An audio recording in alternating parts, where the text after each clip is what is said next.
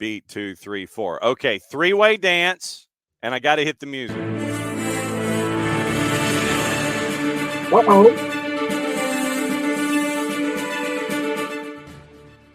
Developing story from our buddy Ben Jacobs. And like I said, I know this will shock both of you, and I know that this will shock humanity to its core. Exclusive from our buddy Ben Jacobs. I'm going to let the music play a little bit. Let the suspense build. Yeah, but it really, I know that this will shock both of you. Ben Jacobs at Gimme Sport saith, quote, Inter Miami are set to qualify for the Club World Cup after beating Columbus Crew to win the Supporters Shield for the first time. The victory, in which Messi scored twice to ensure Miami will finish top of the table. They can also win MLS Cup. MLS Cup doesn't conclude until December 7. Inter Miami are likely to be confirmed as the host representative, and Miami's Hard Rock could host the opening game featuring them. Confirmation of participation is expected soon, potentially this month. So I know you're both shocked that wild card is heading to Messi and friends. I don't know what the world is coming to. I'm stunned. Let me check my pulse. Yeah, I'm really stunned.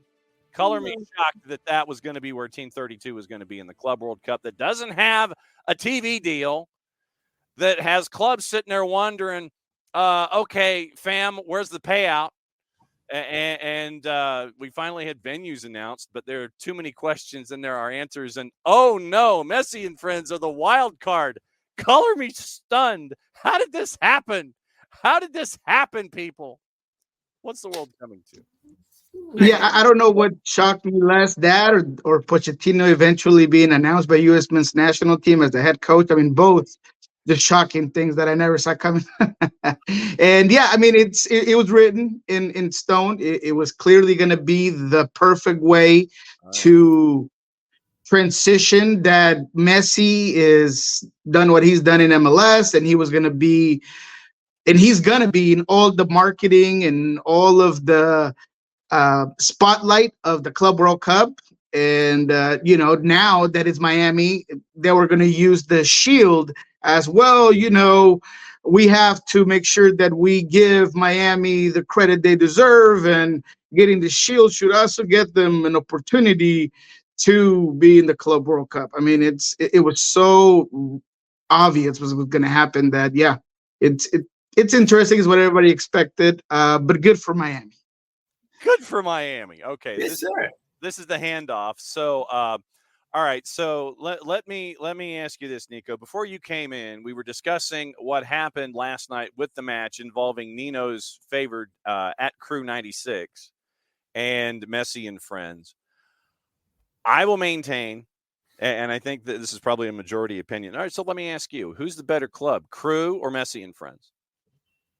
Crew for me. I mean, they've done it for a longer time, for a longer period of time. They've done it in different ways with different coaches. They did not have the need to bring the best player of this generation along with three friends and a guy like Tata Martino that makes scouting just a walk in the park. I mean, it's like, I don't want to offend anybody, but, like Nick Saban and Bama at one point, I mean, the best of the best is going to go there because Tata's there. And so it's so much easier to just get that's exactly the big wallet. Mm-hmm. And that's just the way it is. And look, as much as I'm happy for Miami, it's so hard sometimes to get behind it because it's so forced and it's so cosmetic from the fan base or part of the fan base to Jorge Mas and his Jerry Jones-like attitude.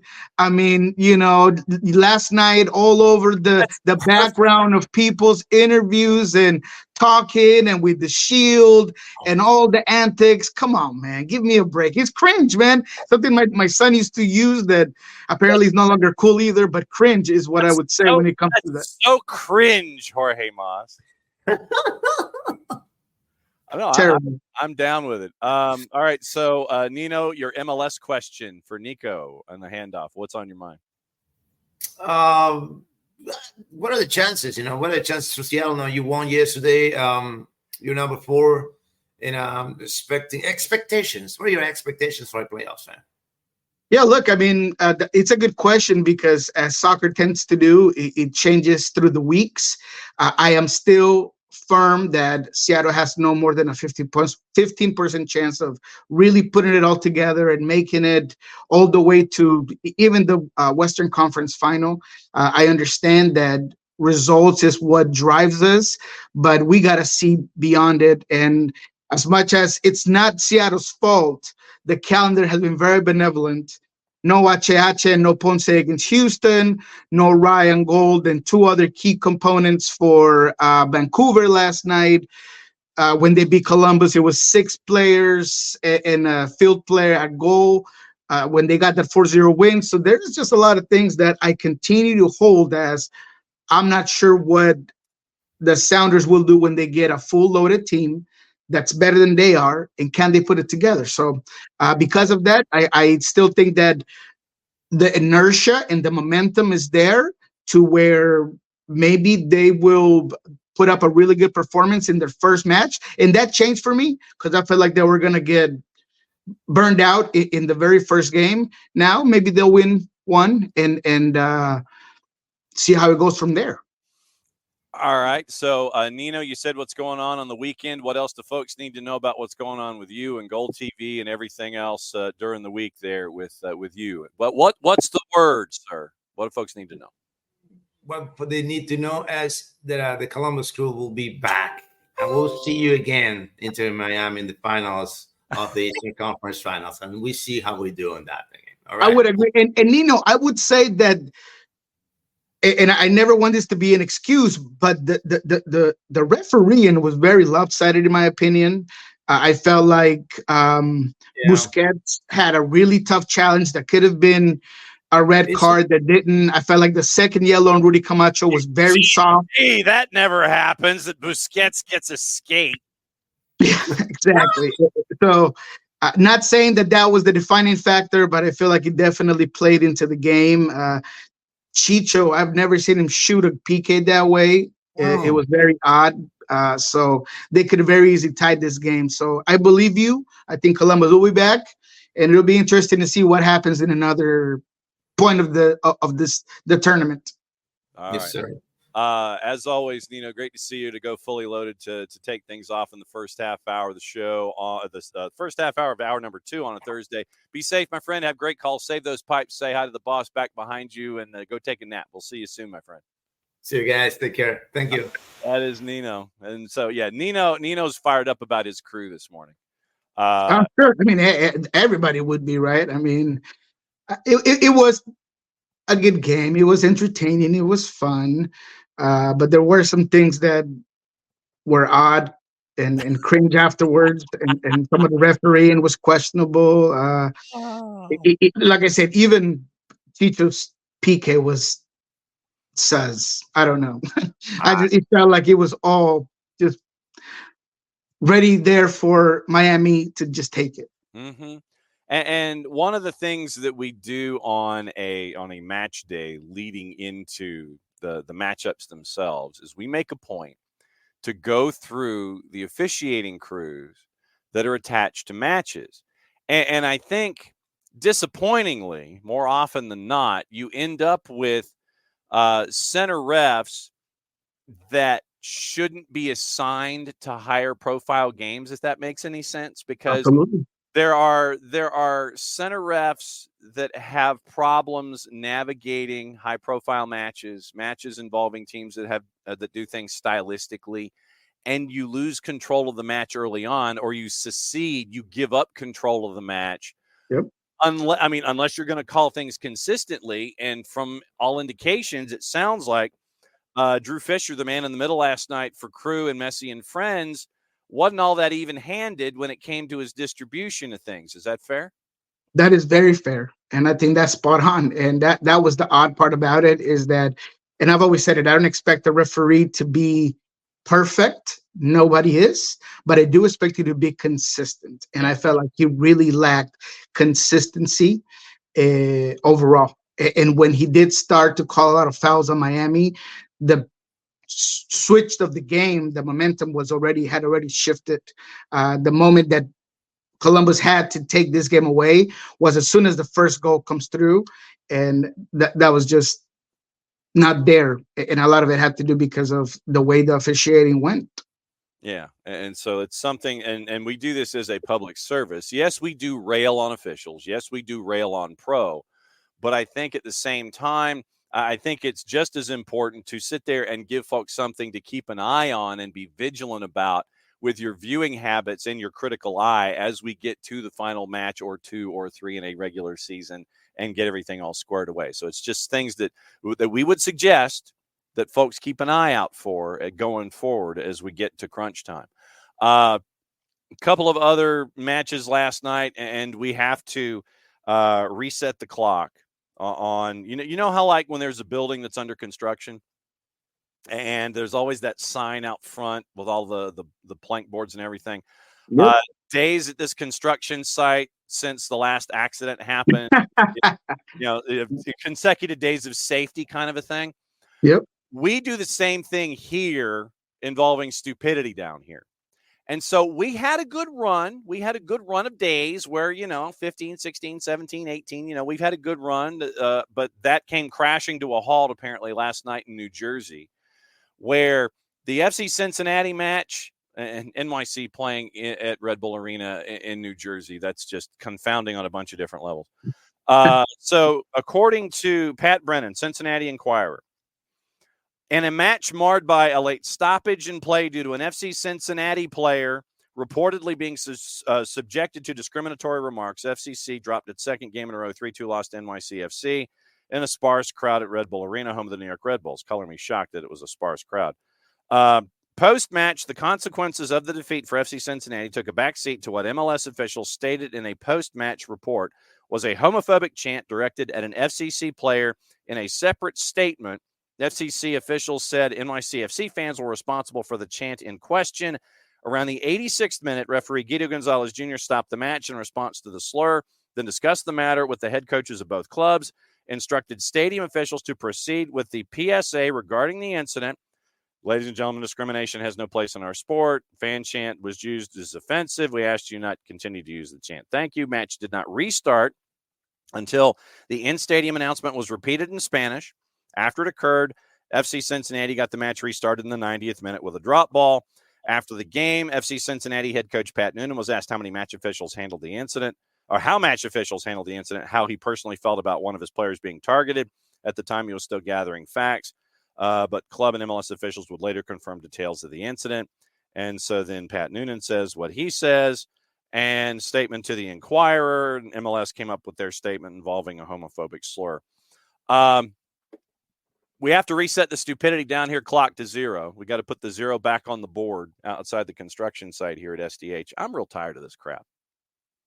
Yeah, I'm sick of it. I feel like a lot of times we're poorly influenced as a community, as a society, and those sort of things, unfortunately, happen a lot in Europe and in the top leagues and in South America, and they seem to get misinterpreted as passionate or folkloric or whatever word and term makes people feel better about just being a D word to anybody about whether it's their ethnicity, race, or sexual preference. There's absolutely no room for that in our sport. It should not be tolerated, and I'm glad that it was handled that way. And it actually ended up helping Cincinnati and being a disadvantage to New York that had some momentum building, and because of the whole stoppage, ended up losing some of that momentum. So the result and the sport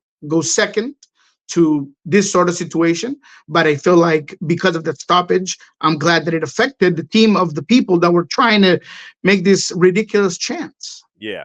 So, good on you. Nicely done. But yeah, we have to reset the stupidity clock back to 0. Yeah, in a lesser stupid way. We could also add Bernadeschi. Man, he had blinders on last night. I don't know what happened.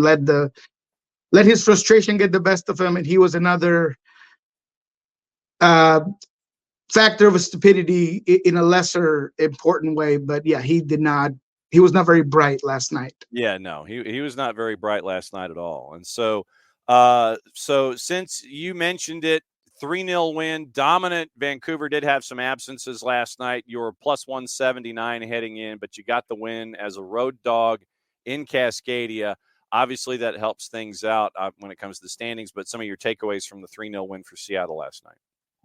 Yep, I think it's the most complete game they've had over the last 2 months in MLS play, meaning away from Leagues Cup. I felt that Brian Smetzer is very lucky to have found two not just contributors, but influential players like Paul Rothrock and Georgia Manungu, both who scored last night. Mm-hmm. I think specifically Paul is tied in very well with the turnaround the team had when they were having issues, when they needed a spark.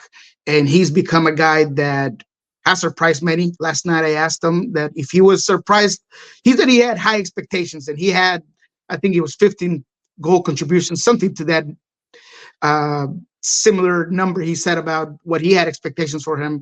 But man, the guy has 8 goals in all competitions, and it's not just the goals, is the press he has, is the effort, is the runs, is the shiftiness of his game. I mean, he's not just a player that is your typical American, just high effort and athletic and that's it. No, the guy can play. I mean, there's a couple of times where the way he brings down the ball with his shoulder, his eye on the ball. I've talked many times about his nose for goal.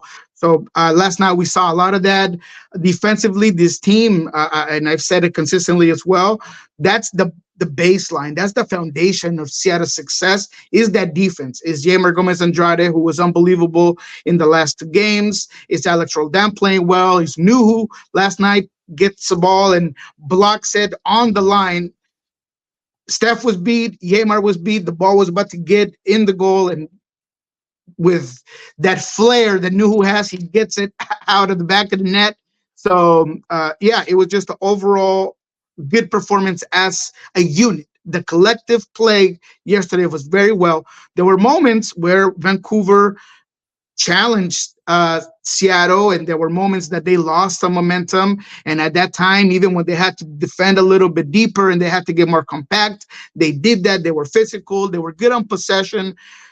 That's what their game model's about. They're a possession-based team, and last night it was effective, and therefore it's going to help out in the future. But again, this was a Vancouver Whitecaps team with 3 key absences, and therefore we'll see how that plays out. But happy for Paul. I will take some time to give Georgie Manungu his credit, and I need to applaud a kid that has done so much. But last night, he mentioned that his dad died 2 weeks ago, and that he was still playing with the team and he did not take time off. And he, the way Brian put it is that he wanted to make the most of his opportunities. So that sort of commitment to the team, that sort of commitment to yourself is to be applauded. And for a team that got so much heat for being, for having no activity and not doing more, or actually not doing anything really in the summer window, a guy like Paul and a guy like Manungu, that last night they could not put him on the leash. I mean, they were trying to figure him out. The way that the step overs, the way he moves his body, the speed. He's a little bit unorthodox with the ball, so he's hard for a defender to kind of figure out where he's going to go. He was fantastic, very good. And I'll finalize by saying that Albert Rusnak as well, career high 16 assistances, I believe, that he has. Very good. He's earned a new contract here as a DP. That was into question at some point, that if he was going to return. If he wasn't, I think that he's finally lived up to that cam, that leader on the field. I saw this morning a tweet though about, this is the best season. I hope people are ready to admit that this season from Albert Rusnak is better than any of Nicolas Lodero's. And Mark's a guy that I respect. He has some very good knowledge on the team. He used to be or he's still a journalist covering the team. But let me just say this. Yeah, maybe stat-wise, and if you want to limit that to the regular season, then yes, you can make this statement. But the best from Nicolas Lodero came in the postseason, came on what he did afterwards. So that's still to be proven by Albert Rusnak, is that legendary players are built by bringing championships and about stepping up on big moments and not just patting down stats. That's why I'm not a numbers guy. There's a lot more to the game than statistics. So I will say that I disagree with that, because a season as a whole, he has not been better player than Nicolas Lodero. He's the best player of all time for the Seattle Sounders. There's no doubt about that. So let's give him credit without having to take credit away from a guy like Nicolas Lodero. Give him credit, but slow your roll, basically. Yes. Slow your roll, baby. With that win, 2 matches to go, Seattle's 53 points, and you have the tiebreaker on RSL, even on goal difference, but you've got one more win with 2 matches to go. So the street fight will continue in the Chase group in the Western Conference. LAFC, 3 matches to go, 2 points clear of Seattle on RSL. Houston right now at 51 points, Colorado at 50, and then you get into Vancouver, Minnesota, Portland. Portland had a chance last night to kind of get out of that ish that's 8-9, but Austin came up and bit them, winning 1-0 at a plus 434. So it draws Austin closer. Austin's got to win out and get tiebreakers, and they'd be even with wins and everything like that. Interesting win for Austin. Portland stepped on a rake last night when they had a chance not to. Austin just playing spoiler at this point, man. I mean, that's all they're doing. They drew RSL last game, and they beat Portland for what? You're just spoiling people's chances, but it's on Portland. Portland had chances. Portland created. Evander looked frustrated at the end of the game. I mean, I've said it 1,000 times. With no Evander, there's no glory, and when he's not shining, neither is Portland. Yeah. The goal was a deflection. Good for Stuver, who's been by far the MVP for Austin, the most consistent player.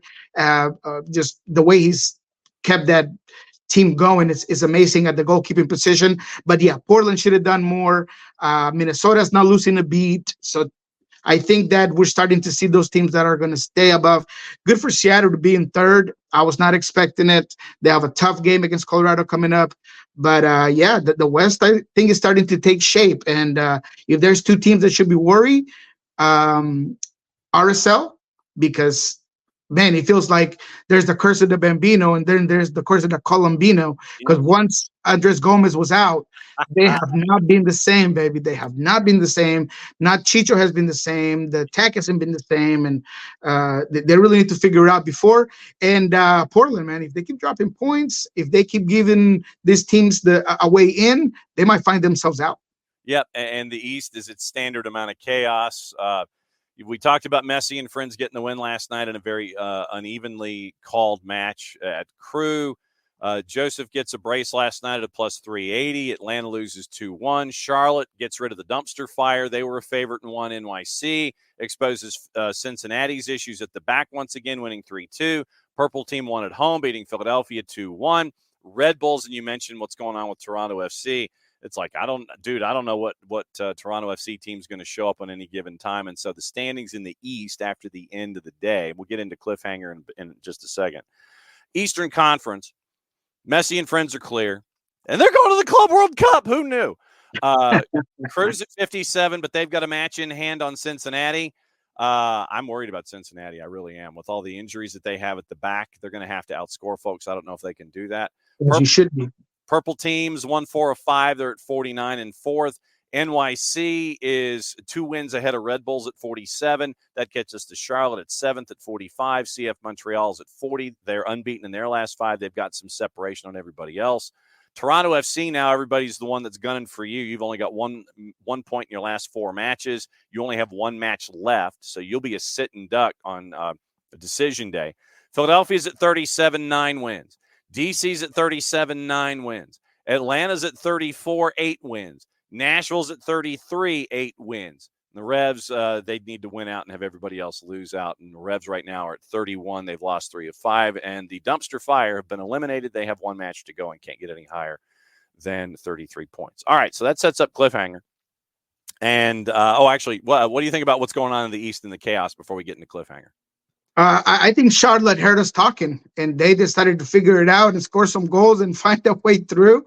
And they've been moving up. Toronto just seems like they're imploding, and it's about to, just the wheels are about to fall off that bus real quick. All the rainbows and sunshine that was that locker room and a new head coach is no longer there. And I think between DC and Philadelphia, they both have a really good chance. I like DC. Benteke just takes so much pressure off everybody on the field. I mean, last night they're in a thriller in a 4-3 game against Nashville, and Pirani's 2 goals, they are set up by everybody just looking for Benteke. Where's Benteke? Where is he at? Where are we at? Oh, you forgot about me, and there goes a brace. So it's an interesting team. I do think Toronto will find themselves out, though. Yep, and Toronto has Messi and friends at home this weekend at a plus 129. Messi and friends are in the barn. They don't care, but I mean, shoot. What was it Sasha Kleston said, that Messi was out of 15 games and he scored 17 goals in the games that he was actually in. So Messi and friends in a game that doesn't mean anything on the road at a plus 177. I still think they get a result. I think Toronto continues to fall. Yeah, I think they get a result, but I don't think I'd want too much action on that game just because we don't know what's going to be the Miami that plays out. I don't doubt that Tata is looking at the points all-time record because that's just who Tata is. But I also think that he's also looking at that wear and tear of his team, and he might just put a rotationary team against Toronto. So, yes, they'll get the win. Don't know about the goals. Atlanta and Red Bulls. Atlanta's favored, must-win situation. Red Bulls come to town. They got Forsberg back there at a plus 124. Red Bulls a plus 192. What do you think? Oh, man, that's a tough one, man. Atlanta against Montreal was just tough. I mean, Joseph he really came out after you guys. I respect the fact he did not celebrate, but man, you couldn't have written that anymore. You can't give him that much space. You can't. Yeah, absolutely. You have to know where he's at all times. It's tough. And Red Bulls, they're such a different team when Forsberg's in there. I still see a draw in this one. I feel like it'll be a game where both teams are inconsistent. Both teams are hard to decipher. I think a draw is a safe bet on this one.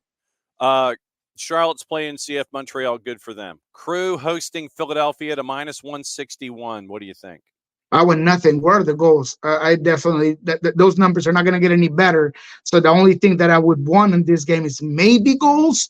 I could see Columbus coming in there trying to work something out. So let's just look at the goals. 2.5 is a minus 130. 3 is a minus 152. 3.5 is where it flips to a plus 108 on the over. I want nothing to do with that game, but I say Columbus takes the win. Why does that not surprise me? Absolutely. All right. So, interesting one here. FC Cincinnati at a minus 109 hosting the Purple team at a plus 260. Orlando is a plus 260. Mm-hmm. So give me, as you look for the goals for me, please. Let me just say, FC Cincinnati has won 2 of their last 7 games. They've been inconsistent. They've been beat out. The defense is not what it used to be. I'm shocked out of my mind that Miles Robinson got called up for the U.S. men's national team, to be frank. So, yeah, Cincinnati is just a very is a shell of what they were last season. They really are. It's just a shell. It's just the jersey now. And because of that, I think Orlando City does win this one, but it'll be a thriller as well. So what are the goals? 3 is a minus 104. 3.5 on the over is a plus 147. Wow. Yeah. Oh, yeah. They're not giving you much choice. They know what's going on. So, yeah, I just take Orlando and find yourself, lucky with that. But I think Orlando wins it, and they give Cincinnati another tough loss and a lot more to think about for a team that at some point we thought was a candidate for the Cup. And then you get all those injuries at the back, and you're trying to figure out, okay, who's going to do what? Hey, have you played left? Have you played right back in your life? Yeah, back when I was playing U8. Okay, fine, you're at right back. So purple team at a plus 260. Out west, shoot, let's just go. We got a couple on Sunday, NYC and Nashville, Portland and Dallas. But yeah, let's just go straight to your game. Colorado and the Prairie Dogs hosting Seattle at a plus 127. Seattle is a plus 194. Draws. What do you think about this one? Ooh, what's the draw? Well, the draw is, after I click on yours, the draw is a plus 257 in the composite. Yeah. I mean, that's tough. I honestly, Colorado's a tough team. Seattle has a hard time in Colorado. But I think that they'll have enough defensively to hold and limit a lot of what Colorado likes to do. Likewise, I think that Colorado will do a lot to limit Seattle's efforts offensively. We got a nice little break eventually for this game after that, and it's gonna be interesting how that plays out. I think Seattle will go all out. Brian has not rotated his squad. I asked him about rotation yesterday, and he answered me with a shoe in his hand and was just like, if you look at the calendar, you would know. I do look at the calendar, Brian. I'm aware. He's going Nikita Khrushchev on you, and he's banging. Yeah, I'm aware of the calendar, Brian. Don't treat me like a rookie here. I was just asking because you have been very reluctant to rotate your squad. So I think that one would be a safe bet to say is going to be a draw. All right. So I just had this vision now of Crusher Schmetzer sitting there and he's banging the table. Yeah. Took his loafer off and he's banging the left turn with it. How dare you ask me about the calendar? All right. So what's going on with Pulso Sports and the soccer bar, my friend? All right, well, we got Soccer Bar here in about 40 minutes. We're going to be taking a deep dive into a lot of this. We're going to take a deep dive into Inter Miami. As much as people hate it, we have to give Miami their credit. We have to go into it. We'll talk to Jorge Mas, man. I'm going to be talking about Jorge Mas's antics there, man. It was so weird. Just in the back of every interview, just kissing, hugging, Tata looking at the camera like, oh, I'm not really sure if I'm, you're on camera, Jorge. Come on, stop it. We'll talk about that. That's so Jorge. So great. It's so Jorge. It's terrible. We'll obviously talk about Seattle, what's coming up, Colorado. I'm going to go a little bit deeper into what that game kind of meant for the team and what it can mean for the future. So it'll be a good one. And in Pulso Sports, we probably won't have anything until the team is back. There's no availability today. I don't think there's any on Friday. So whenever they're back, we'll be back at Pulso Sports. I'm also taking a trip to Vegas. Oh. So these juice boxes are going to be very convenient for me. And that's why, if you would allow me, sir, I would want you to please let me know if you have a way to look at the goals for the LA Galaxy Austin, because I feel like Austin has done some things as of late where maybe Vegas is thinking this one might not be a high scoring game, but LA Galaxy and Ricky Puig with the Salt Babe last night and his two best friend in Pencil and Peck, I think if that one's a high scoring game, I'd be willing to go as far as 4.5 on that one. Plus 185 on the over. For 4.5? 4.5 is a plus 180. Give me something, Vegas. Come on. Plus 185 on the over at 4.5. Oh, that's tough. Dang it. All right. Well, that's not going to work. But either way, I'll be in Vegas, so all of these juice boxes will come very handy. So, man, it's going to be a fun weekend. So Pulso Sports might be a little delayed on some information, but we'll be back on Monday, nice and ready to go. Beautiful. Love it. Be safe when you have fun as you're staring at all of the video monitors that have all of the juice box activity going on and sensory overload and everything. And please get there safely, come home safely, enjoy your trip, and we will see you next week in the international window talking about where things stand as we get ready for international windows and decision day and all that kind of stuff. Be well, my friend. We'll catch up with you next week. Thank you, my friend. Have a good one. All right. He's going to go Rave Green. Oh, is that 2 or 3, by the way? 3, man. I had to watch a lot of games last night. you know me, man. I gotta see. I had to rewatch the Colorado. I had to rewatch the Orlando game. I had to rewatch the Inter Miami game. I was up for a while, so this is my third. No doubt. All right. Well, I'm right there with you. You've got your coffee. I got my soda, and we'll rock and roll. We'll see you next week. Take it easy, my friend. All right. That's Niko.